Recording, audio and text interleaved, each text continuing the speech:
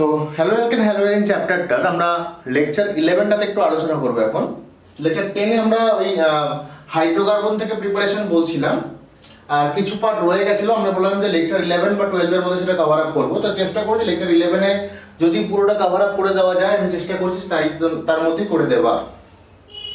তো যাই হোক, দেখো আমরা অ্যালাইলিক হ্যালোজেনেশন করছিলাম একটু আগেরটাতে।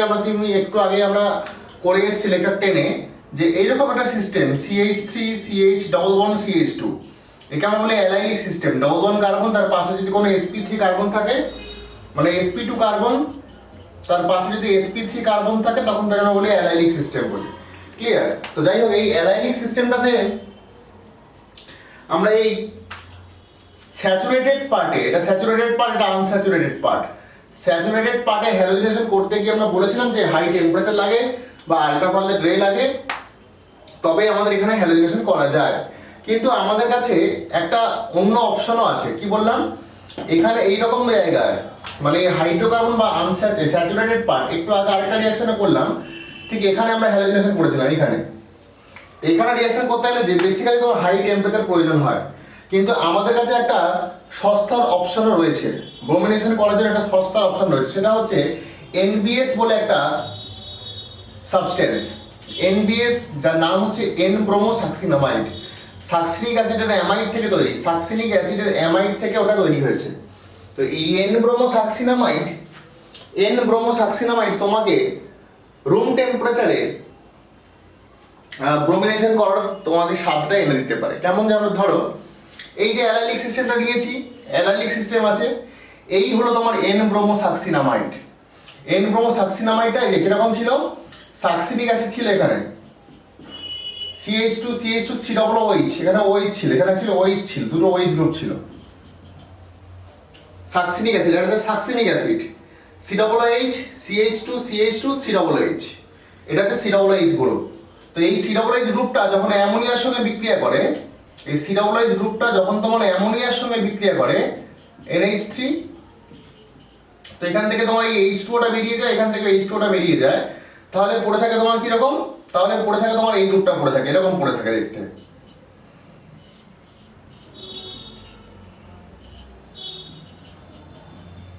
এটাকে বলা হয় সাকসিনিক অ্যাসিডের অ্যামাইড বা সাকসিনামাইড।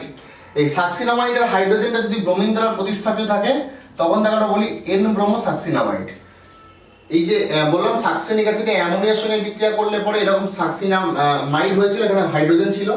এই হাইড্রোজেন যদি ব্রোমিন দ্বারা রিপ্লেস থাকে, তখন তাকে আমরা বলি N-ব্রোমোসাক্সিনামাইড। এখন এই N-ব্রোমোসাক্সিনামাইডটাই সেই যৌগ বা সেই কম্পাউন্ড যে তোমাকে সহজে ব্রোমিন র্যাডিক্যাল সাপ্লাই করবে। তোমার হাই টেম্পারেচার প্রয়োজন হচ্ছিল কেন? এই যে আমরা অ্যালাইলিক ব্রোমিনেশন যেগুলো করছিলাম বা হ্যালোজেনেশন যেখানে করছিলাম, সেখানে হাই টেম্পারেচারের প্রয়োজনটা হচ্ছিল কেন? বিকজ ফার্স্ট স্টেপে বা ইনিশিয়েশন স্টেপে আমাকে কি করতে হচ্ছিল, এই CL বন্ডটাকে ক্লিপ করতে হচ্ছিল। এই বন্ডগুলো র্যাডিক্যালি ক্লিপ করতে গেলে আমার হাই এনার্জি প্রয়োজন হয়, সে কারণেই আমাকে উচ্চ তাপমাত্রা রিঅ্যাকশন করতে হচ্ছিল। ঠিক আছে? কিন্তু খেয়াল করে দেখো, এই NBS বা N-ব্রোমোসাক্সিনামাইড থেকে Br র্যাডিক্যাল, মানে ব্রোমিন র্যাডিক্যাল খুব সহজেই জেনারেটেড হয়। এইখান থেকে ব্রোমিন র্যাডিক্যালটা খুব সহজেই জেনারেটেড হয়। সুতরাং আমার অত হাই টেম্পারেচার প্রয়োজন নেই। আমি এখানে লিখেছি HNu পারঅক্সাইড, তুমি যদি এটা নাও লেখো তাও কিন্তু রিঅ্যাকশনটা হবে। HNu তুমি যদি নাও দাও, আল্ট্রাভায়োলেট রে তুমি যদি নাও দাও, তাহলেও কিন্তু তোমার রিঅ্যাকশনটা হবে। তাহলে যদি এখান থেকে Br র্যাডিক্যাল তৈরি হয়, ব্রোমিন র্যাডিক্যাল তৈরি হয়, তাহলে র্যাডিক্যাল কি করবে? র্যাডিক্যাল রিঅ্যাকশন কোথায় হবে? এই পার্টে, এইখানে র্যাডিক্যাল রিঅ্যাকশনগুলো হয়, তাই না? হাইড্রোকার্বন পার্টে বা আনস্যাচুরেটেড পার্টে তোমার র্যাডিক্যাল রিঅ্যাকশন হয়, এবং দেখো প্রোডাক্টটা তোমার তাই হয়েছে। ক্লিয়ার? আচ্ছা, এবার দেখো আরো একটা অ্যালাইলিক সিস্টেম আমি নিয়েছি। এই যে CH3 CH2, সরি এটা একটা অন্য একটা সিস্টেম নিয়েছি, এটা অ্যালাইলিক সিস্টেম নয়, CH3 CH2 CH3। তো এখানে আমরা যদি ক্লোরিনেশন করি, তাহলে কি হবে? when we are doing chlorination, দেখো এখন আমি বলেছি যখনই ক্লোরিনেশন বা হ্যালোজেনেশন করবে, তুমি দেখবে যে কতগুলো ডিফারেন্ট কার্বন আছে, এবং বিকজ প্রত্যেকটা ডিফারেন্ট কার্বনের যে ডিফারেন্ট হাইড্রোজেনগুলো আছে, তারা একটা করে হ্যালোজেন দ্বারা রিপ্লেসড হয়ে তোমাকে তোমার প্রোডাক্টটা দিয়ে দেবে। কি বললাম বুঝতে পেরেছো? তা তোমাকে অ্যাট ফার্স্ট দেখতে হবে তোমার কতগুলো ডিফারেন্ট কার্বন আছে। তো এই কার্বনে এই যে সিস্টেমটা, এখানে ডিফারেন্ট কার্বন কতগুলো আছে? এই একটা কার্বন আর এই দুটো কার্বন তো একই রকমের, এই দুটো কার্বন তো একই রকম, তাই না? এটা যা এটাও তাই। তার মানে অ্যাকচুয়ালি ডিফারেন্ট কার্বন হচ্ছে দুটো, একটা হচ্ছে মাঝেরটা আর একটা হচ্ছে ধারেরটা, যে কোনো একটা ধারে নিতে পারো, বিকজ এটা আর এটা সেম, তার যে কোনো একটা নেওয়া যেতে পারে, দু ধরনের। কারণ তুমি দুটো প্রোডাক্ট পাবে, একটা কি হবে এই মাঝের কার্বনের হ্যালোজিনেশন হবে, আরেকটা কি হবে তোমার ধারের বা প্রথমের কার্বনের হ্যালোজিনেশন হবে। তো দেখো অ্যাজ এক্সপেক্টেড প্রোডাক্টটা আমরা তাই করেছি। প্রোডাক্ট দেখো একটা হচ্ছে 1 ক্লোরোপ্রোপেন, একটা হচ্ছে 1 ক্লোরোপ্রোপেন, দেখো এই ধারের কার্বনের ক্লোরিনেশন হয়েছে, আরেকটা দেখো মাঝেরটাতে ক্লোরিনেশন করেছি, দেখো 2 ক্লোরোপ্রোপেন। এবং 2 ক্লোরোপ্রোপেনটা তোমার মেজর, 2 ক্লোরোপ্রোপেনটা মেজর প্রোডাক্ট আছে 55% আছে, আর 1 ক্লোরোপ্রোপেনটা মাইনর 45% আছে। কিন্তু 2 ক্লোরোপ্রোপেনটা তোমার মেজর কেন হলো বলো? আমি বলেছিলাম এই র্যাডিক্যাল রিঅ্যাকশনের ক্ষেত্রে বা এই যে ফাইনাল প্রোডাক্ট যেটা দেখছো, ফাইনাল প্রোডাক্টটা তৈরি হওয়ার আগে এখানে কিন্তু একটা র্যাডিক্যাল ছিল। এই ফাইনাল প্রোডাক্টটা তৈরি হওয়ার আগে কিন্তু এখানে একটা র্যাডিক্যাল ছিল। তাহলে এই র্যাডিক্যালটা স্থায়িত্বের উপর ডিপেন্ড করবে যে কোন প্রোডাক্টটা মেজর হবে, কোন প্রোডাক্টটা মাইনর হবে। সুতরাং কোন প্রোডাক্টটা মেজর, কোন প্রোডাক্টটা মাইনর সেটা ভাবতে গেলে যে প্রোডাক্টটা তুমি বানাচ্ছ না, মনে মনে যেখানে ক্লোরিনটা আছে বা যেখানে হ্যালোজেনটা আছে সেখানে একটা র্যাডিক্যাল ভেবে নাও। তাহলে দেখো এখানে যেই একটা র্যাডিক্যাল ভাবলাম, এটা 2 ডিগ্রি র্যাডিক্যাল, এই যেখানে ক্লোরিনটা ছিল সেখানে র্যাডিক্যাল ভাবলাম, তাহলে এটা 1 ডিগ্রি র্যাডিক্যাল। আর আমরা জানি 2 ডিগ্রি র্যাডিক্যালগুলো বেশি স্থায়িত্ব পায়, সেজন্য এই প্রোডাক্টটা তোমার বেশি হবে আর এই প্রোডাক্টটা তোমার কম হবে। তাহলে বুঝতে পেরেছো মেজর আর মাইনরের কেসটা বুঝে গেছো। কিন্তু এই প্রশ্নটা মেজর আর মাইনর বোঝানোর জন্য আমি দিইনি, এই প্রশ্নটা দেওয়া হয়েছে অন্য একটা কারণ বোঝানোর জন্য। দেখো ঠিক একই রিঅ্যাকশন আমি Cl2H2 না দিয়ে আমি Br2H2 দিয়ে করেছি, ব্রোমিন দিয়ে করেছি, অর্থাৎ আমি ব্রোমিনেশন করেছি। তাহলে ব্রোমিনেশন করলে কি হবে? ক্লোরিনের জায়গায় ব্রোমিন আসবে, তাই আসছে দেখো 1 ব্রোমোপ্রোপেন। এই প্রোডাক্ট হচ্ছে 1 ব্রোমোপ্রোপেন, 1 ব্রোমোপ্রোপেন, আর নিচেরটা কত?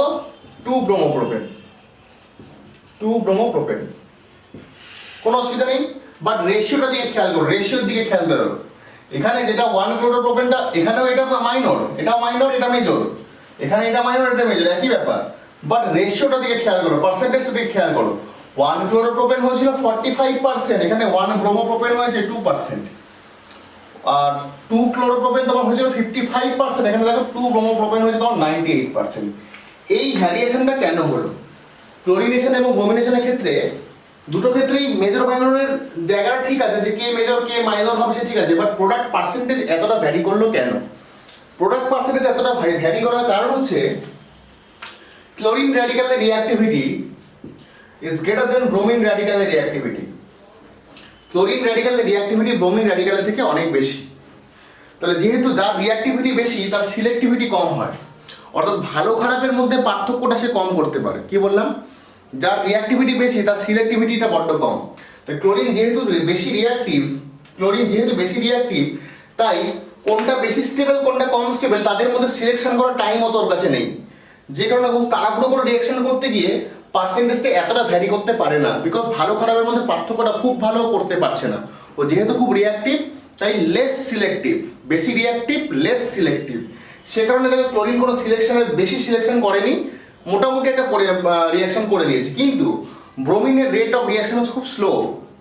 ব্রোমিন কিন্তু ধীরে ধীরে রিঅ্যাকশন করে, খুব আস্তে আস্তে রিঅ্যাকশন করে, এবং যে ধীরে ধীরে কাজ করে দেখো তার ভাবনা চিন্তার সময়টা কিন্তু অনেক বেশি, সে কিন্তু অনেক বেশি ভাবনা চিন্তার সুযোগ পেয়ে যাবে। তাহলে ব্রোমিন যেহেতু লেস রিঅ্যাক্টিভ তাহলে কিন্তু মোস্ট সিলেক্টিভ। এই কারণে ব্রোমিন যেহেতু স্লোলি রিঅ্যাকশন করছে, লেস রিঅ্যাক্টিভ, কম সক্রিয়, তাই বেশি সিলেকশন করেছে, অর্থাৎ ভালো খারাপকে খুব ভালোভাবে পার্থক্য করেছে। ব্রোমিন জানে যে 2 ডিগ্রি র্যাডিক্যালটাই বেশি স্টেবল, তাহলে 2 ডিগ্রির দিকে দেখো ম্যাক্সিমাম প্রোডাক্টটাকে নিয়ে গেছে 98%, আর 1 ডিগ্রির দিকে নিয়ে গেছে অনলি 2%। আই থিঙ্ক বোঝাতে পারলাম তোমাকে ব্যাপারটা? ক্লিয়ার হলো তোমার? নেক্সট এইটা বুঝলাম আমি।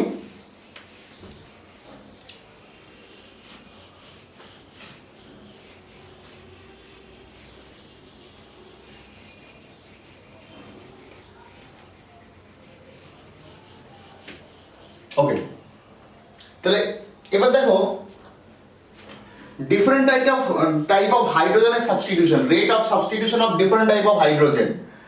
ডিফারেন্ট টাইপ মানে 3 ডিগ্রি 2 ডিগ্রি 1 ডিগ্রি হাইড্রোজেন। কি করে বুঝবো কোনটা 3 ডিগ্রি কোনটা 2 ডিগ্রি কোনটা 1 ডিগ্রি? আমি একটা লিখলে বুঝতে পারো। ধরো এইরকম একটা সিস্টেম আমি লিখলাম,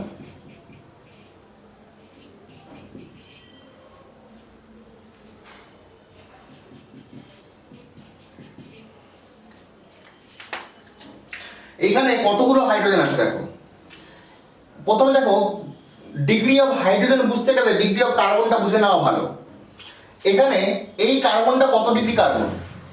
এই কার্বনটা একটা 3 ডিগ্রি কার্বন, কারণ এই কার্বনটা তার চারপাশে 3টো কার্বনের সঙ্গে যুক্ত আছে। আমি তোমাদের এভাবেই শিখিয়েছিলাম, কোনো কার্বন যতগুলো কার্বনের সঙ্গে যুক্ত সে হচ্ছে তত ডিগ্রি। তাহলে এটা একটা 3 ডিগ্রি কার্বন। তাহলে এই 3 ডিগ্রি কার্বনের সঙ্গে যে হাইড্রোজেন যুক্ত আছে সেটা একটা 3 ডিগ্রি হাইড্রোজেন। ক্লিয়ার? এই কার্বনটা কত ডিগ্রি কার্বন? এটা একটা 1 degree carbon. 1 degree carbon because এই একজনের সঙ্গে যুক্ত আছে। তাহলে 1 ডিগ্রি কার্বনের সঙ্গে যতগুলো হাইড্রোজেন রয়েছে প্রত্যেকেই হচ্ছে তোমার 1 ডিগ্রি হাইড্রোজেন। সিমিলারলি এখানেও তাই 1 ডিগ্রি হাইড্রোজেন আছে, এখানেও তোমার 1 ডিগ্রি হাইড্রোজেন আছে। এই হাইড্রোজেনটা কত ডিগ্রি হাইড্রোজেন? এই কার্বনটা যেহেতু 2 ডিগ্রি কার্বন, বিকজ দেখো ও এই দিকে একটা কার্বন আর এইদিকে আরেকটা কার্বনের সঙ্গে যুক্ত আছে। তাহলে যেহেতু এই কার্বনটা একটা 2 ডিগ্রি কার্বন এবং সে দেখো দুদিকে দুটো কার্বনের সঙ্গে যুক্ত আছে, সুতরাং এর সঙ্গে যে হাইড্রোজেন অ্যাটাচ এরা সবাই 2 ডিগ্রি হাইড্রোজেন। তাহলে দেখো এখানে কত ধরনের হাইড্রোজেন পেলাম? আমি পেলাম 1 ডিগ্রি হাইড্রোজেন পেলাম, আর কি পেলাম 2 ডিগ্রি হাইড্রোজেন পেলাম, আর কি পেলাম 3 ডিগ্রি হাইড্রোজেন পেলাম। তাহলে তিনটে ডিফারেন্ট ধরনের আমি হাইড্রোজেন পেয়েছি, 1 ডিগ্রি 2 ডিগ্রি 3 ডিগ্রি। তাহলে এই কমপ্লেক্সটাকে যদি আমি হ্যালোজিনেশন করি, তাহলে আমি কিন্তু একটা পাবো 1 ডিগ্রি হাইড্রোজেনকে রিপ্লেস করা প্রোডাক্ট, অর্থাৎ একটা প্রোডাক্ট আমার এরকম হবে CH3CH CH2CH3 CH2Cl, একটা প্রোডাক্ট এটা। বিকজ এটা যেহেতু 1 ডিগ্রি হাইড্রোজেন, তো যে কোনো একটা 1 ডিগ্রি হাইড্রোজেন রিপ্লেস হতে পারে, এটা হতে পারে, এটা হতে পারে, এটা হতে পারে, এটা হতে পারে, এরকম কোনো ব্যাপার নেই কোনটা হবে। ঠিক আছে? সিমিলারলি 2 ডিগ্রি হাইড্রোজেন রিপ্লেস করে একটা প্রোডাক্ট হতে পারে, মানে এই মাঝখানেরটাকে। তাহলে CH3 CH CH3 CH3 এটা একটা প্রোডাক্ট হতে পারে। আর 3 ডিগ্রিকে রিপ্লেস করে মানে এইটা, সরি এই মাঝখানেরটা, এটাকে রিপ্লেস করে একটা প্রোডাক্ট হতে পারে। কারণ আমি তোমাদের বলেছি যতগুলো ডিফারেন্ট কাইন্ড অফ হাইড্রোজেন ততগুলো প্রোডাক্ট হওয়ার সম্ভাবনা বেশি। এটা 3 ধরনের প্রোডাক্ট হতে পারে। তো এখন বলছে রেট অফ সাবস্টিটিউশন, আমি কি বলে এইটা যদি আমি ক্লোরিনেশন করেছি, তাহলে ক্লোরিনেশন করলে কি রেটটা কত হবে না 3 ডিগ্রি 2 ডিগ্রি এবং 1 ডিগ্রির মধ্যে যে রেশিওটা যদি আমি ক্লোরিনেশন করি, rate of substitution of 3 degree 2 degree and 1 degree hydrogen by chlorine is 5:3.8 5:3.8:1 এটা। আর rate of substitution for 3 degree 2 degree 1 degree hydrogen এটা কত? যদি এটা ব্রোমিনেশন করি বাই ব্রোমিন করলে এটা হবে 1682:1। দেখো আমি বলেছিলাম না এই ব্রোমিন না এই 3 ডিগ্রি 2 ডিগ্রি 1 ডিগ্রি এদের মধ্যে ভালো সিলেকশন করতে পারে। ব্রোমিন যেহেতু খুব স্লোয়ার রেটে রিঅ্যাকশন করে, তো কোনটা 3 ডিগ্রি কোনটা 2 ডিগ্রি কোনটা 1 ডিগ্রি এই সিলেকশনটা খুব ভালো করতে পারে। এবং যে কারণে দেখো 3 ডিগ্রিটা যেহেতু মোস্ট স্টেবল, সুতরাং ওখানেই ম্যাক্সিমাম রিঅ্যাকশন করার চেষ্টা করবে। এবং দেখো এটা 1682:1। আর ক্লোরিন যেহেতু সিলেকশন অত ভালো সিলেকশন করতে পারে না, খুব চটজলদি রিঅ্যাকশন করার চেষ্টা করে, তাই দেখো ওর কোনো সিলেক্টিভিটি নেই, 5:3.8:1 রেশিওতে রিঅ্যাকশন করে। তাহলে আশা করি তোমাদেরকে ব্যাপারটা আমি বোঝাতে পারলাম। নেক্সট আয়োডিনেশন রিঅ্যাকশন একটু বলার আছে। আয়োডিনেশন রিঅ্যাকশন হেডিং করবে আয়োডিনেশন রিঅ্যাকশন।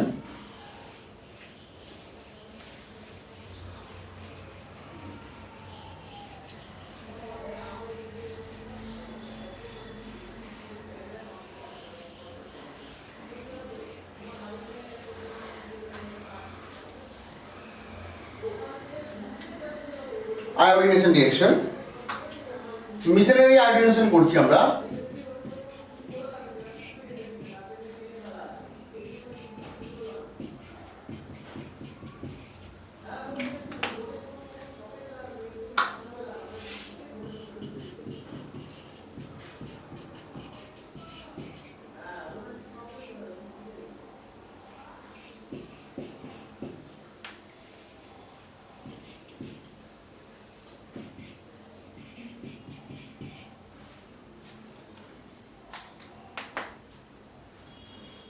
দেখ এই এখানে একটা কোয়েশ্চেন করে যে আয়োডিনেশন রিঅ্যাকশনের ক্ষেত্রে আমরা HiO3 বা HNO3 কেন অ্যাড করি, বা প্রশ্ন করে অক্সিডাইজিং এজেন্ট হিসাবে, অক্সিডাইজিং এজেন্ট এটা কি বলে oxidising agent, oxidising agent oxidising agent কেন ব্যবহার করা হয়, why oxidising agent during iodination reaction. Iodination করার সময় আমরা কেন অক্সিডাইজিং এজেন্ট ব্যবহার করি, বা কেউ কেউ প্রশ্ন করে কেন HNO3 ব্যবহার করি বা কেন HIO3 ব্যবহার করি, এটা তোমাকে প্রশ্ন করে। তো দেখো আয়োডিনেশন রিঅ্যাকশন মানে এটাও হ্যালো অ্যালকেন প্রিপারেশন একটা টেকনিক। সরাসরি I2 দিলেই পরে রিঅ্যাকশনটা হতে পারে CH4, এখানে কোনো ক্লোরিনের মানে H2 দিতে হয় না, বিকজ I2 রিঅ্যাক্টিভিটি ওগুলো থেকে বেশি। তো এর বন্ডটা ভাঙার জন্য আমাকে বাইরে থেকে এনার্জি দিতে হয় না, বিকজ আয়োডিনের বন্ডটা তখন এমনি দুর্বল, অটোমেটিক্যালি ভেঙে র্যাডিক্যাল তৈরি করে। ওকে ভাঙার জন্য আমাকে বাইরে থেকে এনার্জি দেওয়া দরকার নেই। ক্লিয়ার? তাহলে আয়োডিনেশন রিঅ্যাকশনের প্রবলেম হচ্ছে এই রিঅ্যাকশনটা মারাত্মকভাবে রিভার্সেবল। রিভার্সেবল মানে রিঅ্যাকট্যান্ট যেমন প্রোডাক্টে চলে যায়, তেমন প্রোডাক্ট থেকে আবার রিঅ্যাকট্যান্টে ফিরে আসতে পারে। এই ফিরে আসার জন্য কি হয়, এই রিঅ্যাকশনটা তোমার কি রকম হচ্ছে, আমি তো চাইছি হ্যালো অ্যালকেনটা মানে আমি CH3I চাইছি, কিন্তু যে মুহূর্তে CH3I তৈরি হচ্ছে সেই মুহূর্তে CH3I কি করছে, HI এর সঙ্গে বিক্রিয়া করে ব্যাক করে যাচ্ছে, ফিরে যাচ্ছে। প্রবলেমটা হলো আমার এই জায়গায়, যে মুহূর্তে আমি এটা প্রিপেয়ার করতে চাইছি সেই মুহূর্তে CH3I HI এর সঙ্গে বিক্রিয়া করে ব্যাক করে যাচ্ছে। কি বললাম বুঝতে পেরেছো? তাহলে যেহেতু ফিরে যাচ্ছে, তাহলে আমি যেটা পাচ্ছি না ঠিকঠাকভাবে, আমি যেটা পাচ্ছি না, যে মুহূর্তে তুলতে যাবো দেখছি এর সঙ্গে বিক্রিয়া করে আবার ফিরে গেছে। তাহলে আমাকে এটা যদি পেতে হয়, তাহলে এটার সঙ্গে এর রিঅ্যাকশনটাকে আটকাতে হবে, যাতে CH3I HI এর সঙ্গে আর না রিঅ্যাকশন করে। সেটাকে আমি আটকাবো কি করে? যদি HIটাকে আমি নষ্ট করে দিতে পারি, যদি এই HI-কে আমি নষ্ট করে দিতে পারি, তাহলে কিন্তু CH3I আর রিঅ্যাকশন করার জন্য কাউকে পাবে না, তাহলে কিন্তু আর ফেরত আসবে না। এবং সেই কারণেই মিডিয়ামে আগে থেকেই আমরা এই অক্সিডাইজিং এজেন্ট HiO3 বা HNO3 কে আমরা অ্যাড করে রাখি। HiO3 বা HNO3 কে আমরা আগে থেকে অ্যাড করে রাখি। এই HiO3 এই HI কে কি করে, জল এবং আয়োডিনে দেখো অক্সিডাইজ করে দেয়, I2 এবং ওয়াটারে অক্সিডাইজ করে দেয়। তাহলে সেই কারণে আমরা HiO3 তাই করে, HNO3 তাই করে, এরা কি করে HI কে আয়োডিন এবং জলে অক্সিডাইজ করে দেয়, যে কারণে তোমার রিঅ্যাকশনটা রিভার্সেবল যে ক্যারেক্টার সেটা কিন্তু নষ্ট হয়ে যায়। আশা করি বুঝতে পেরেছো। প্রশ্নটা যদি কি করে তাহলে কি বলবে, যে রিঅ্যাকশনটা রিভার্সেবল নেচারের, রিভার্সেবিলিটি নষ্ট করার জন্য HI কে অক্সিডাইজ করে দেওয়া হয় HiO3 বা HNO3 দিয়ে, যাতে কি হয় HIটা I2 এবং ওয়াটারে অক্সিডাইজ হয়ে যায়, ফলে রিঅ্যাকশনের রিভার্সেবল ক্যারেক্টারটা নষ্ট হয়ে যায় এবং আমরা সাফিসিয়েন্ট অ্যামাউন্টে CH3I পেতে পারি। তো যাই হোক, হাইড্রোকার্বন থেকে হ্যালোজিনেশনের লাস্ট একটা টপিক আমাদের বাদ রয়ে গেল, এবং এটা হলে আমাদের হ্যালো অ্যালকেনের preparation as per the syllabus শেষ হয়ে যাবে। সেটা হচ্ছে তোমার অ্যালকিন থেকে বানানো, সেটা হলে তোমাদের শেষ হয়ে যাবে। অ্যালকিন থেকে আমরা বানাবো এই যে এরকম সিস্টেমে তোমরা এটা করেছো, এটা আমি খুব বেশি করবো না, তোমরা নিজেরাই করবে। এটা আমি একটু বলে দিচ্ছি। CH2 এখানে আমি দিলাম HBr, CH3CH2 এখানে আমি দিলাম HBr, CH3CH2 এখানে আমি দিলাম HBr H2O2,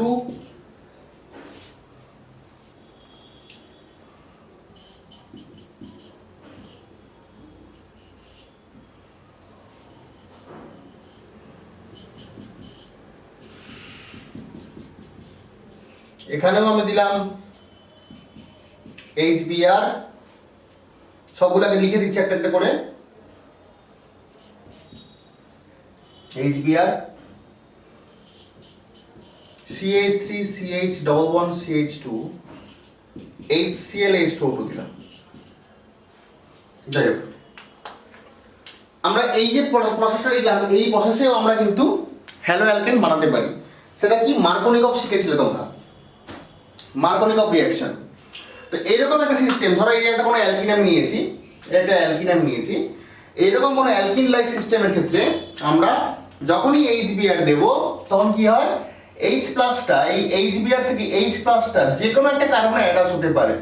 যে কোনো একটা কার্বন কেন বললাম, বিকজ এটা একটা সিমেট্রিক্যাল অ্যালকিন, দুদিকেই কিন্তু সমান, মাঝখান থেকে ইকুয়ালি দুটো পার্টে ভাঙা যায়, দুটো ইকুয়াল পার্টে ভাঙা যায়, তাই না? তাহলে এটা একটা তোমার সিমেট্রিক্যাল অ্যালকিন। তাহলে যদি সিমেট্রিক্যাল অ্যালকিন হয়, তখন H প্লাসটা HBr থেকে H প্লাস যে কোনো একটা কার্বনে অ্যাটাচড হয়। তাহলে H প্লাসটা যদি এখানে যায়, তাহলে ব্রোমিনটা কোথায় যাবে, এখানে যাবে। তাহলে প্রোডাক্টটা তোমার কি হবে, প্রোডাক্ট কি হবে, CH2Br CH3। ক্লিয়ার? দেখো আমার একটা হ্যালো অ্যালকেন তৈরি হয়েছে। ক্লিয়ার?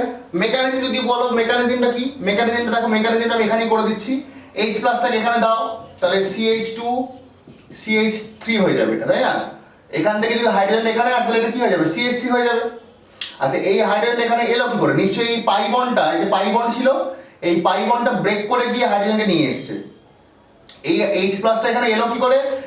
এখানে H প্লাসটা আসতে গেলে এখানে একটা বন্ড ব্রেক করতে হবে তো, নাহলে কার্বনের ভ্যালেন্সে এক্সিট করে যাবে। তাহলে এখানকার একটা পাই বন্ড ভেঙে গিয়ে H প্লাসকে নিয়ে এসছে, এখানে CH3 হয়েছে। আর তাহলে এই যে পাই বন্ডটা ভেঙে গেল, এখান থেকে ভেঙে চলে গেল হাইড্রোজেনকে নিয়ে এলো, এই বন্ডটা এই কার্বনের একটা ইলেকট্রন দিয়েছিল, এই কার্বনের ইলেকট্রন দিয়েছিল, কিন্তু এই বন্ডটা টোটালটাই উঠে চলে গেছে H প্লাসকে আনতে। তার মানে এই কার্বনের মাথাটা প্লাস চার্জ এসেছিল, সেই প্লাস চার্জের জায়গাতে তোমার Br মাইনাস এসে ঢুকে গেছিল, যে কারণে তুমি এই প্রোডাক্টটা পেয়েছিলে। হোয়াট এভার মেকানিজমটা আমার এখানে খুব একটা ইম্পর্টেন্ট নয়, মেকানিজম আমার দরকার নেই, আমি সহজে টেকনিক শিখেছিলাম, সহজ টেকনিকেই করবো। হোয়াট এভার, তাহলে এখানে সমস্যা নেই। সমস্যাটা হলো এই জায়গাটাতে। কোথায়? এখানে তুমি যখন HBr দিচ্ছ, এই সিস্টেমটা তো সিমেট্রিক্যাল নয়, অর্থাৎ ডবল বন্ড কার্বন যে দুটো সিমেট্রিক্যাল নয়। খেয়াল করতে হবে, এই কার্বনের সঙ্গে একটা CH3 আছে, বাট এই কার্বনের সঙ্গে কোনো CH3 নেই। তাহলে তুমি H প্লাসটা কোথায় দেবে? এখানে দেবে নাকি এখানে দেবে? এক্ষেত্রে তোমাদের আমি একটা টেকনিক শিখিয়েছিলাম। কি টেকনিক শিখিয়েছিলাম? যে গরিব আরো গরিব হয়, বড়লোক আরো বড়লোক হয়। এখানে হাইড্রোজেন যার বেশি, ডবল বন্ড কার্বনগুলোর মধ্যে যার কাছে হাইড্রোজেন বেশি সে হচ্ছে বড়লোক, আর যার কাছে হাইড্রোজেন কম সে হচ্ছে গরিব লোক। তাহলে এই দুজনের মধ্যে বড়লোককে, এ হচ্ছে বড়লোক, এ হচ্ছে গরিব লোক। তাহলে গরিব আরো গরিব হয়, বড়লোক আরো বড়লোক হয়। তাহলে HBr যখন দিচ্ছ, H প্লাসটা কে নেবে? বড়লোক আরো বড়লোক হয়, তো যে বড়লোক সে নেবে, এ নেবে। তাহলে ব্রোমিনটা কোথায় যাবে? গরিব আর লোকের কাছে যাবে, তাই তো? তাহলে প্রোডাক্টটা কি হবে? CH3 CH CH3। এগুলো আমরা বলি মার্কনিকভ, এগুলো আমরা বলি মার্কনিকভ। এগুলো ক্লাস 11 এ করেছিলাম ডিটেল, এই জন্য খুব বেশি আর বলছি না। যদি কারোর বুঝতে অসুবিধা থাকবে সে ক্লাস 11 এর খাতাগুলো একটু দেখে নেবে, আর তার সত্ত্বেও যদি কারোর অসুবিধা সে আমাকে আলাদা করে পার্সোনালি জিজ্ঞেস করবে, আমি তাকে বলে দেবো। ঠিক আছে? তাহলে এই হলো তোমার মেজর প্রোডাক্ট, এটা মেজর প্রোডাক্ট। হ্যাঁ, মেজর। মাইনরটা কি হবে? মাইনরটা কি হবে? এখানে ব্রোমিনেশন বলে মাইনর হবে, আমি মেজর করে লিখছি, মাইনরগুলো আর লিখছি না। এবার দেখো, যখনই HBr সঙ্গে তুমি H2O2 দিয়ে দেবে, পারঅক্সাইড দিয়ে দেবে, তখন কিন্তু অ্যান্টি মার্কনিকভ হবে, অ্যান্টি মার্কনিকভ। তখন কিন্তু গরিব আর গরিব হবে না, গরিবটা তখন বড় লোক হবে, উল্টোটা হবে। অর্থাৎ এখন গরিব লোকটা যে সে বড় লোক হয়ে যাবে, তার কাছে হাইড্রোজেন চলে যাবে। গরিব কে? দুজনের মধ্যে গরিব হচ্ছে এর কাছে হাইড্রোজেন কম, এর কাছে হাইড্রোজেন বেশি। তাহলে এখন যখন তুমি পারঅক্সাইড দেবে তখন কি হবে? পারঅক্সাইড অবশ্যই মাথায় রাখবে, peroxide in presence of HBr। HBr ছাড়া অন্য কোথাও পারঅক্সাইড দিলে কাজ কিচ্ছু হবে না। HBr ছাড়া পারঅক্সাইড দিলে লাভ হবে না। যখন HBr দেবে এবং এই দুটোর কম্বিনেশন থাকবে, তখনই কিন্তু গরিব লোকটা বড়লোক হতে পারবে, না হলে কিন্তু কোথাও কিছু হবে না। তাহলে এই কার্বনটা গরিব, তাহলে এখন গরিবটা বড়লোক হবে, অর্থাৎ এখানে হাইড্রোজেন আসবে, অর্থাৎ CH3 CH2 মাঝখানে, আর ব্রোমিনটা তোর কোথায় চলে যাবে? ধারের দিকে। খেয়াল করে দেখো, আগে যখন অনলি HBr দিয়েছিলাম তখন ব্রোমিনটা মাঝখানে ছিল, এটা মেজর হয়েছিল, আর যখন H2O2 দিয়েছি প্রোডাক্টটা কিন্তু উল্টো হয়ে গেছে, ব্রোমিনটা ধারে চলে গেছে এবং এটা তখন মেজর প্রোডাক্ট। এটা বলি অ্যান্টি মার্কনিকভ। সিমিলারলি এই সিস্টেমটা, এখানে HBr দিয়ে তুমি দেখো, এখানে মার্কনিকভ তুমি ভাবতে যাবে এবং তুমি কি করতে যাবে? তুমি মার্কনিকভের কথা ভাবছো এবং তুমি ভাবছো যে এই প্রোডাক্টটা তুমি লিখবে CF3 CHBr CH3, বাট যখন তুমি এটা লিখবে পরীক্ষক সঙ্গে সঙ্গে কেটে দেবে। তার কারণ খেয়াল করে দেখো, এই সিস্টেমটাতে 3টে ফ্লুরিন অ্যাটম আছে। খেয়াল করে দেখো, তুমি এটা ওভারলুক করে গেছো।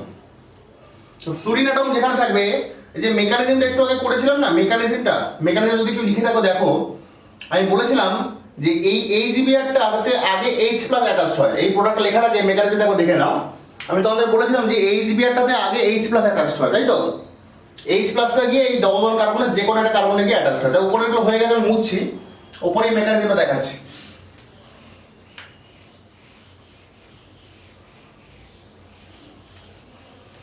ওপরে মেকানিজমটা দেখাচ্ছি, দেখো এটা মেকানিজমটা দেখলে ক্লিয়ার হয়ে যাবে। এটা কিন্তু এক্সেপশন, হ্যাঁ, এখানে গরিব বড়লোক কনসেপ্ট খাটবে না, বিকজ এখানে 3টে ফ্লুরিন অ্যাটম আছে। মেকানিজমটা দেখলে বুঝে যাবে। CF3 নিয়েছিলাম, CF3 CH double bond CH2, তুমি এখানে দিয়েছো HBr। তাহলে HBr থেকে H প্লাসটা তোমার এখানেও আসতে পারে আর এখানেও আসতে পারে, দুটো জায়গায়। তখন দুটো জায়গাতেই করে দিচ্ছি, একবার এখানে H প্লাস দিচ্ছি, একবার এখানে H প্লাস দিচ্ছি।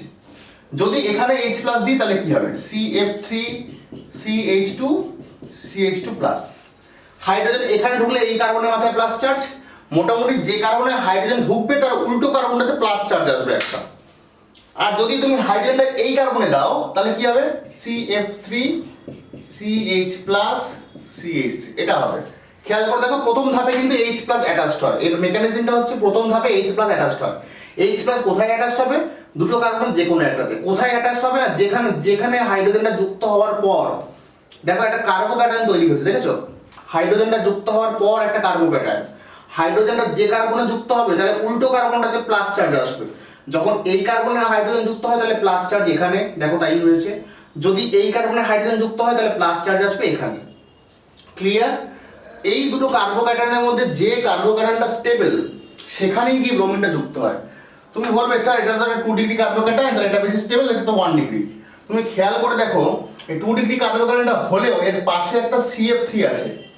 CF3 এই যে গ্রুপটা, CF3 এই যে গ্রুপটা কার্বনের সাথে 3টে ফ্লুরিন মারাত্মক ইলেকট্রোনেগেটিভ।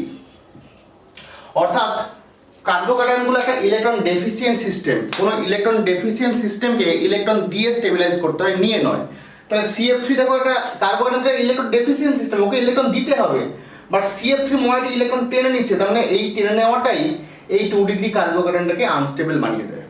যে কারণে দেখো CF3 এর পাশে যখন তুমি ব্রোমিন ঢোকাতে যাচ্ছ, মানে অর্থাৎ তুমি যে এই প্রোডাক্টটাকে এক্সপেক্ট করছিলে এটা হবে না। কেন হবে না? বিকজ এই প্রোডাক্টটা তৈরি হতে গেলে এই কার্বোক্যাটায়ন তৈরি হতে হবে, আর এই কার্বোক্যাটায়নটা তো আনস্টেবল বিকজ তার পাশে CF3 আছে। তাহলে কি হবে? এই কার্বোক্যাটায়নটা তৈরি হবে, 1 ডিগ্রি কার্বোক্যাটায়নটা তৈরি হবে। তার কারণ দেখো CF3টা এখান থেকে অনেকটা দূরে আছে। তাহলে ব্রোমিনটা কি হবে? আলটিমেটলি এরপরে এখানে গিয়ে ঢুকবে এবং এইটা তোমার হবে মেজর প্রোডাক্টটা তোমার হবে CF3 CH2 CH2Br, এটা হচ্ছে তোমার মেজর প্রোডাক্ট। আশা করি বুঝে গেছো। লাস্ট পার্ট দেখো, এখানে HCl H2 দেওয়া আছে, আমি একটু আগেই তোমাদের বলেছি H2 সঙ্গে কম্বিনেশনে কখন কাজ হবে অ্যান্টি মার্কনিক, যদি এটা HBr থাকে।